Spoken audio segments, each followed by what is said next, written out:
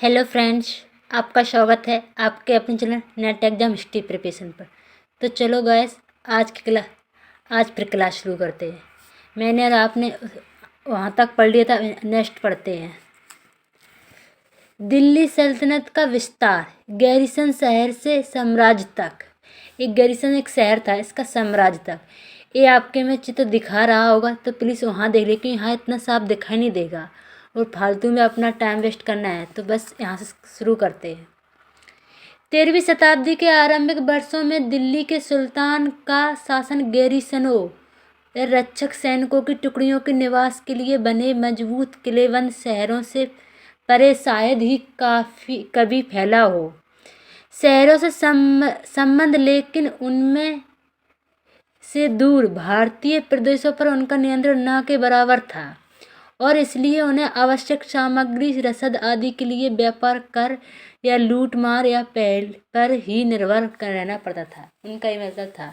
ये देख लेते, भीतरी प्रदेश, किसी शहर या बंदरगाह के आसपास के इलाकों जो उस शहर के लिए वस्तुओं और सेवाओं की पूर्ति करें, उसे कहते हैं भीतरी प्रदेश। गैरिसन शहर, किलेबंद बसाव जहाँ सैनिक रहते हैं। यहाँ था गैरिसन शहर तक, तो गैरिसन जहाँ अपना किलेबंद और रसाव, इस तरीके से। दिल्ली से दिख रहा होगा आपको अच्छे से।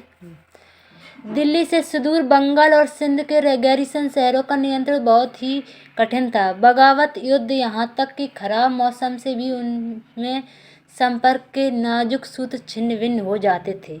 शासन को अफगानिस्तान से आने वाले हमलावरों और उन सूबेदार से बराबर चुनौतियाँ मिलती रहती थी, क्योंकि उस टाइम मंगोल, पहले तो ख्वारिज्म साम्राज्य था, उसका नष्ट मंगोल कर चुका था। तो मंगोलों का आक्रमण हरदम होता रहता था, जो जरा सी कमजोरी का आभास मिलते ही विद्रोह का झंडा खड़ा कर देते थे।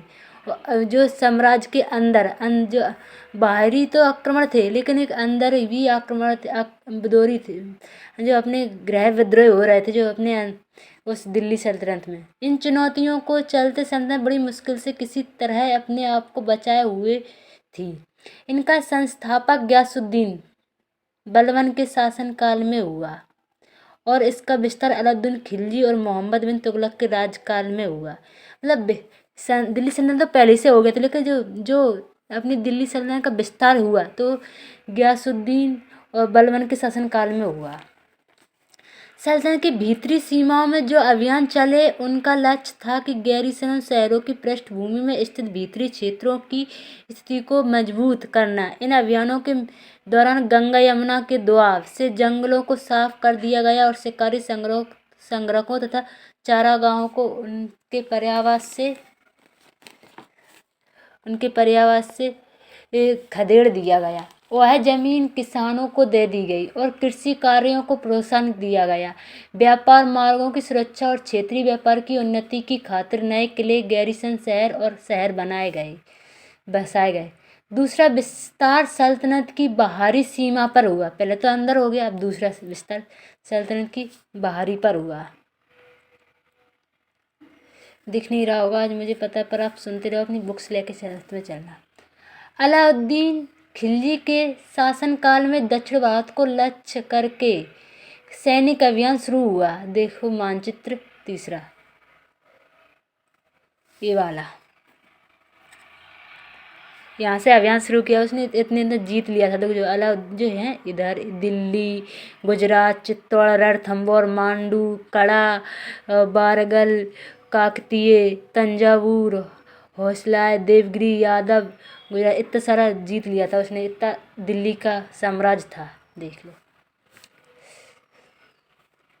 और ये अभियान मोहम्मद तुगलक के समय में अपनी चरम सीमा पर पहुंचे। इन अभियानों में सल्तनत की सेनाओं ने हाथी, घोड़े, गुलाम और मूल्यवान धातुओं पर अपने कब्जे ले ली। मतलब ये लूट मार करते थे। क्या चाहिए थे इन्हें सबसे पहले पैसा चाहिए था और धन दौलत चाहिए, वहाँ से गुलाम भी चाहिए थे, हाथी घोड़े चाहिए थे। पैसा क्यों चाहिए थे? अपने साम्राज्य को मजबूत करने के लिए, उसको विकास करने के लिए। और गुलाम क्यों? वहाँ कारीगर गुलाम अपनी यहाँ कारीगरी के लिए काम करने, हाथी घोड़े अपनी सेना को शक्तिमान बनाने की, ये सब चीज़ें चाहिए थी। रटना मत प्लीज़, ध्यान से पढ़ना। दिल्ली सल्तनत की सेनाओं की शुरुआत अपेक्षाकृत कमजोरी थी, मगर 150 वर्ष बाद मोहम्मद तुगलक के राजकाल में अंततः इस उपमहाद्वीप का एक विशाल क्षेत्र इसके युद्ध अभियान के अंतर्गत आ चुका था। मतलब पहले तो कमजोर थी, जब इल्तुतमिश कुतुबुद्दीन ऐबक से शुरू हुई थी दिल्ली से, तब कमजोर थी, लेकिन वहाँ से आते आते आते तुगलक वंश तक इतनी मजबूत हो गई कि उसका एक उदाहरण दिया जाने लगा। इसने शत्रुओं की सेनाओं को परास्त किया और शहरों पर कब्जा किया। इसके सूबेदार और प्रशासक मुकदमों में फैसले सुनाते थे और साथ ही किसानों से कर वसूल करते थे। लेकिन इतने विशाल क्षेत्र पर इसका नियंत्रण किस सीमा तक और कितना प्रभावी था?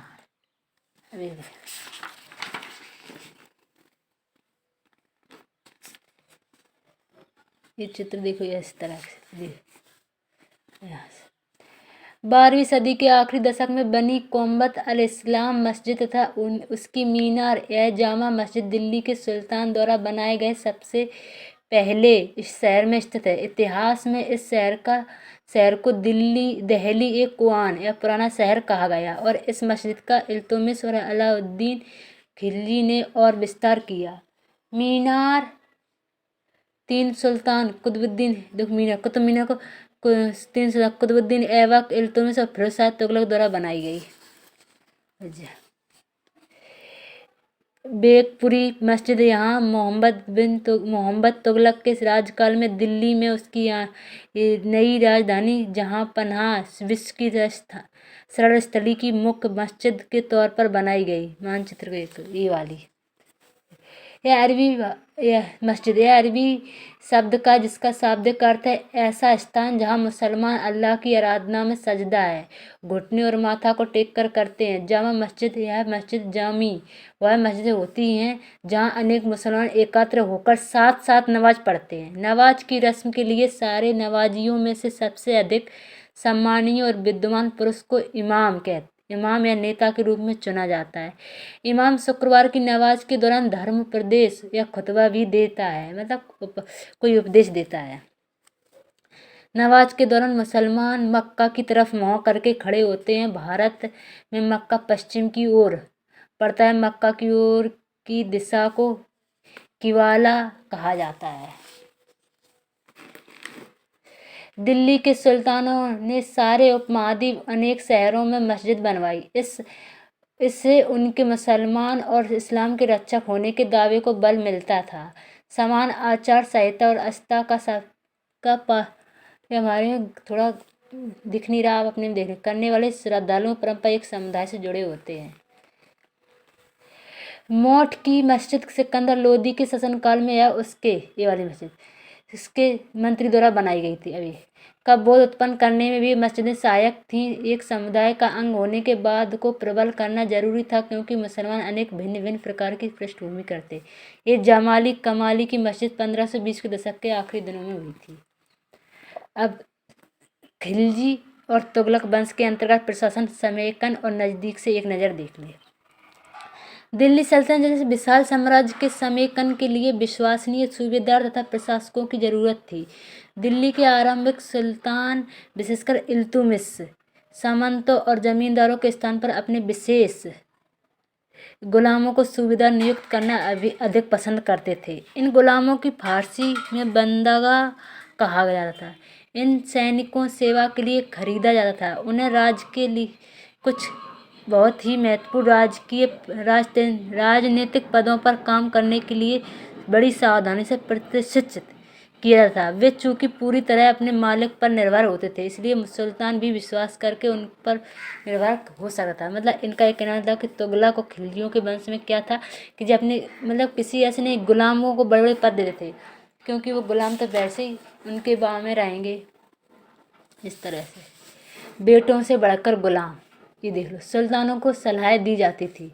जिस गुलाम को पाला पोसा और आगे बढ़ाया उसी की हमें देखभाल करनी चाहिए, क्योंकि तकदीर अच्छी हो तभी पूरी ज़िंदगी में कभी कभी ही योग्य और अनुभवी गुलाम मिलते हैं। बुद्धिमानों का कहना है कि योग्य और अनुभव गुलाम बेटों से भी बढ़कर होते हैं। अभी आपको एक क्वेश्चन है, क्या आपको गुलाम को बेटों से बढ़कर मानने का कोई कारण समझ में आता है? खिलजी तथा तुगलक शासक बंदगाह का इस्तेमाल करते रहे और साथ ही अपने आश्रित निम्न वर्ग के लोगों को भी ऊंचे राजनीतिक पदों पर बैठाते रहे। ऐसे लोगों को सेनापति और सूबेदार जैसे पद दिए जाते थे, लेकिन इससे राजनीतिक अस्थिरता भी पैदा होने लगी। अस्थिरता मतलब क्या होता है? जो किसी अन्य व्यक्ति के संरक्षण में रहता हो या उस पर निर्भर होता है, जो उसी के साथ होता है। गुलाम और आश्रित अपने मालिकों और संरक्षकों के प्रति तो वफादार रहते थे, मगर उनके उत्तराधिकारियों के प्रति नहीं। नए सुल्तानों के अपने नौकर होते थे। फलस्वरूप किसी नए शासक के सिंहासन में बैठते ही प्रिया नए और पुराने सरदारों के बीच टकराव शुरू हो जाती थी। सुल्तानों द्वारा निचले तबके के लोगों को संरक्षण दिए जाने के कारण उच्च वर्ग के कई लोगों का गहरा धक्का भी लगता था और फारसी तवरीक के लेखकों ने निचले खानदान के लोगों को ऊंचे पद पर बैठाने के लिए दिल्ली के सुल्तानों की आलोचना की। इनका कहने का मतलब जो नीचे के जो बैठते थे, तो जो बड़े घर के बड़े घराने को उन्हें भी धक्का लगता था, उनकी आलोचना करते थे, वे उन्हें रोकते थे, उनके खिलाफ षड्यंत्र रचते थे।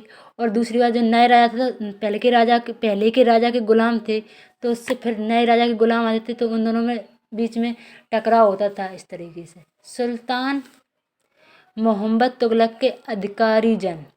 सुल्तान मोहम्मद तुगलक ने अजीज खुम्बार नामक कलाल शराब बनाने और बेचने के फिरोज हजामक नामक नाई, मनका तफका नामक बावर्ची और लड्डा तथा पीरा नामक मालियों की ऊंची प्रशासनिक पदों पर बैठाया था।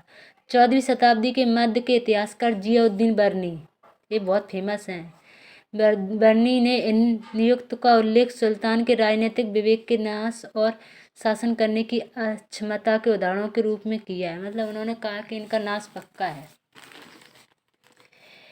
पहले वाले सुल्तानों की ही तरह खिलजी और तुगलक शासकों ने भी सेनानायकों को भिन्न भिन्न आकार के इलाकों के सूबेदार के रूप में नियुक्त किया। ये इलाके इक्ता कहलाते थे और इन्हें संभालने वाले अधिकारी इक्तादार या मुफ्ती कहे जाते थे। मुफ्ती का फर्ज था सैनिक अभियानों का नेतृत्व करना और अपने इक्तों में कानून और व्यवस्था बनाए रखना। अपनी सैनिक सेवाओं के बदले वेतन के रूप में मुफ्ती अपने इलाकों से राजस्व की वसूली किया करते थे। राजस्व के रूप में मिली रकम से ही वे अपने सैनिकों को भी तनख्वाहें देते थे। मुफ्ती लोगों पर काबू रखने का सबसे प्रभावी तरीका यह था कि उनका पद वंश परंपरा से ना चले और उन्हें कोई भी एकता थोड़े थोड़े समय के लिए ही मिले, जिसके बाद उनका स्थानांतरण कर दिया जाए। सुल्तान अलाउद्दीन खिलजी और मोहम्मद तुगलक के शासनकाल में नौकरी के इन कठोर नियमों का बड़ी सख्ती से पालन होता था। मुफ्ती लोगों द्वारा एकत्रित किए गए राजस्व की रकम का हिसाब लेने के लिए राज द्वारा लेखा अधिकारी नियुक्त किए जाते थे। अब लेखा अधिकारी नियुक्त किए जा रहे हैं, एक दूसरे के विपरीत हैं, सुनते जाना, मतलब ऐसा रटना नहीं कि उसमें एकता होता था। उसमें एकता क्या होता है? एक समूह, एक पूरे मतलब 10 गांव का एक समूह था, उसको एकता कहते हैं। एकता के ऊपर जो नियंत्रण करता था उसे एकतादार या मुफ्ती कहते हैं। और उसका जो रकम मिलती थी जो उसमें कर में, तो उसका लेखा जोखा रखने वाला लेखा अधिकारी होता था। इस बात का ध्यान रखा जाता था कि मुफ्ती राज द्वारा निर्धारित कर ही वसूले और तय संख्या के अनुसार सैनिक रखे। मतलब ये था कि मतलब एकता को हर समय बदला जाता था। ये नहीं कि उसका वंशानुगत हो या वो तो फिर शक्तिमान हो जाएंगे, उनमें बहुत सारी शक्तियाँ निहित हो जाएंगी, उन्हें बदला जाता था। जैसे आज के टाइम पे ट्रांसफ़र कहते हैं, जो अपनी काबिलियत से बनता है, इसी तरह जब दिल्ली के सुल्तान शहरों से दूर आंतरिक इलाकों को भी अपने अधिकार में ले आए, तो उन्होंने भूमि के स्वामी सामंतों और अमीरों जमींदारों को भी अपनी सत्ता के आगे झुकाने को बाध्य कर दिया। अलाउद्दीन खिलजी के शासनकाल में भू राजस्व के निर्धारण और वसूली के कार्य को राज अपने नियंत्रण में ले आया। स्थानीय सामंतों से कर लगाने का अधिकार छीन लिया गया, बल्कि उस स्वयं उन्हें भी कर चुकाने को बाध्य किया। सुल्तान के प्रकाशनों ने जमीन को पैमाइश की और इनका हिसाब बड़ी सावधानी से रखा। कुछ पुराने सामंत और जमींदार राजस्व के निर्धारण और वसूली अधिकारी के रूप में सल्तनत की नौकरी करने लगे। उस समय 3 तरह के कर थे। कृषि पर, जिसे खराज कहा जाता, और जो किसान की उपज का लगभग 50% होता था, उसे होता था, और जो मवेशी कर तथा और घरों का कर। यह याद रखना जरूरी है कि इस उपमहाद्वीप का काफ़ी बड़ा हिस्सा दिल्ली के सुल्तानों के अधिकार से बाहर ही था। दिल्ली से बंगाल जैसे सुदूर प्रांतों का नियंत्रण करना कठिन था और दक्षिण भारत की विजय के